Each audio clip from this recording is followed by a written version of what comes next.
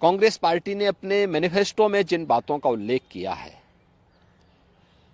वह भारत जैसे दुनिया के सबसे बड़े लोकतंत्र के लिए एक बहुत खतरनाक संकेत करता है। हमारी माताएं बहनें अपने लिए जेवर खरीदती हैं, उसको ये अपने अधिकार में ले लेंगे। विरासत जो बाप दादों की कमाई है उसका आधा ये लोग हड़प लेंगे। द्वितीय चरण में आज लोकसभा के 13 राज्यों के 89 लोकसभा क्षेत्रों में चुनाव आज सायंकाल संपन्न हो जाएगा। कुल मिलाकर के 191 सीटों पर आज सायंकाल तक चुनाव की प्रक्रिया संपन्न हो चुकी होगी। देश के अंदर जो उत्साह है, देश के अंदर लोगों के मन में मोदी जी के 10 वर्ष के कार्यों को लेकर के जिस प्रकार की उमंग है, एक सकारात्मक माहौल है, उसको देखते हुए हम कह सकते हैं कि प्रधानमंत्री मोदी जी के कार्यों को जनता जनार्दन का पूरा आशीर्वाद प्राप्त हो रहा है और पूरे देश के अंदर फिर एक बार मोदी सरकार के संकल्प को पूरा करने में मदद मिलेगी। देश कार्य को देखना चाहता है और मोदी जी ने 10 वर्ष में देश को एक नई दिशा दी है। 10 वर्ष का उनका एक कार्यकाल देश भारत के स्वतंत्र भारत के इतिहास का यह एक स्वर्णिम युग है, स्वर्णिम कार्यकाल है। हर एक सेक्टर में देश ने कुछ नया करके दिखाया है और भारत आज दुनिया के अंदर एक धमक के साथ, तेजी के साथ बढ़ती हुई अर्थव्यवस्था के रूप में भी स्थापित हुआ है। इसलिए उसका लाभ भारतीय जनता पार्टी को प्राप्त होगा और मेरा ये मानना है कि मोदी जी के नेतृत्व में 4 जून को जब परिणाम आएंगे तो प्रचंड बहुमत के साथ भारतीय जनता पार्टी और एनडीए की सरकार फिर से तीसरी बार मोदी जी के नेतृत्व में बनेगी। मुख्यमंत्री जी, ये देखा जा रहा है कि इन चुनावों में भी जो विकास के मुद्दे थे वो धीरे धीरे गायब होते जा रहे हैं। उनकी जगह इतर नए इश्यूज और नॉन रेलिवेंट इश्यूज हम कह सकते हैं कि वो अपनी जगह लेते जा रहे हैं। ये मुद्दे कहाँ से आ रहे हैं, आप किस तरीके से देखते हैं? देखिए, ये कहना कि चुनाव में नॉन रिलेवेंट मुद्दे आ रहे हैं, मैं पूरी तरह सहमत नहीं हूं। चुनाव की शुरुआत में हम लोगों ने मोदी की गारंटी जो विकास, सुशासन और सुरक्षा से जुड़े हुए थे, इन्हीं मुद्दों को हम लोगों ने जनता जनार्दन के सामने रखा था और पहला चरण इसी दिशा में आगे बढ़ा था। लेकिन इसी दौरान पहले चरण के ठीक पहले कांग्रेस और इंडी गठबंधन का जो सबसे बड़ा जो सहयोगी है वह कांग्रेस पार्टी का घोषणा पत्र सामने आ गया। कांग्रेस पार्टी ने अपने मैनिफेस्टो में जिन बातों का उल्लेख किया है वह भारत जैसे दुनिया के सबसे बड़े लोकतंत्र के लिए एक बहुत खतरनाक संकेत करता है और चूंकि कांग्रेस का इतिहास इस पूरे मामले में हमेशा संदिग्ध रहा है तो स्वाभाविक रूप से ये मुद्दे प्रासंगिक हो जाते हैं।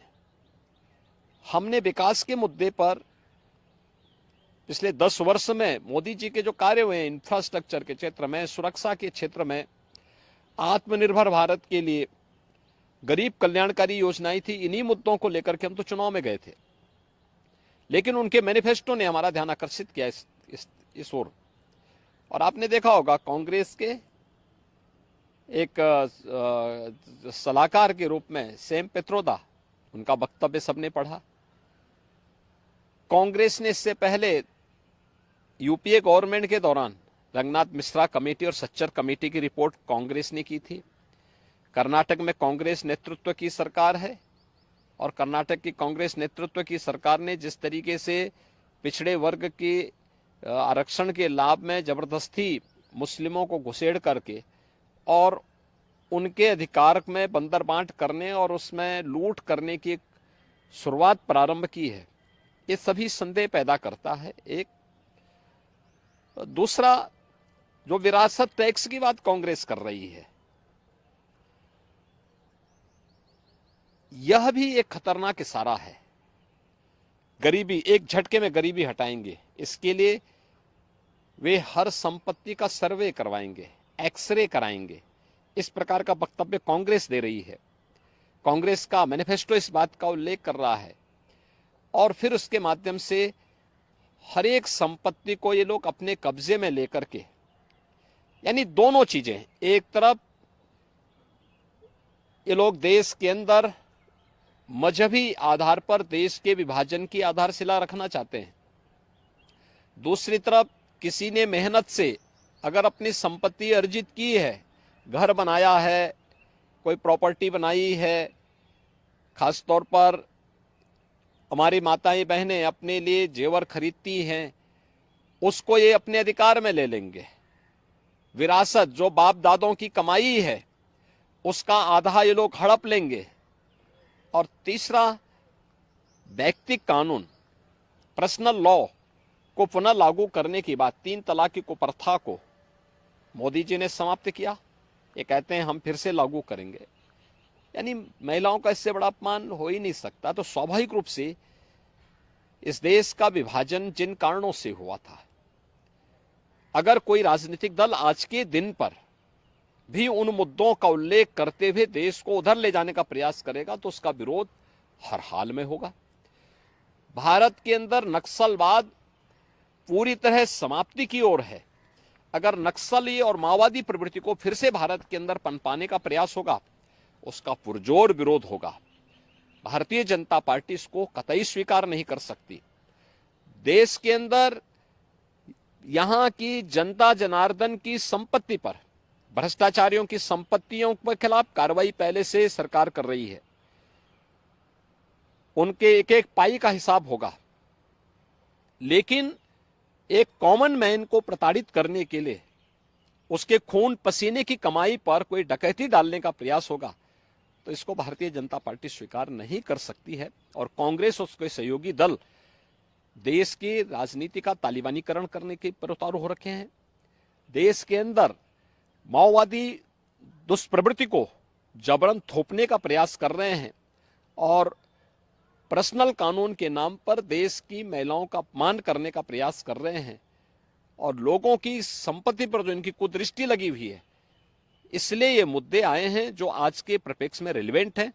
और इन मुद्दों को इसीलिए भारतीय जनता पार्टी पुरजोर तरीके से उठा करके जनता जनार्दन का ध्यान आकर्षित कर रही है कि सत्ता से लोग अभी कोसों दूर हैं, इनकी मानसिकता क्या है आपके प्रति, यह आप देख सकते हैं।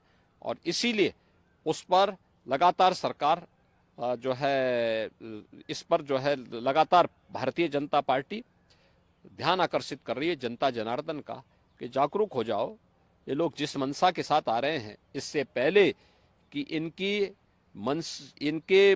मंशा के अनुरूप इन लोगों को सफलता प्राप्त हो, इनके मंसूबों पर पानी फेरने का एक वक्त आपके पास है।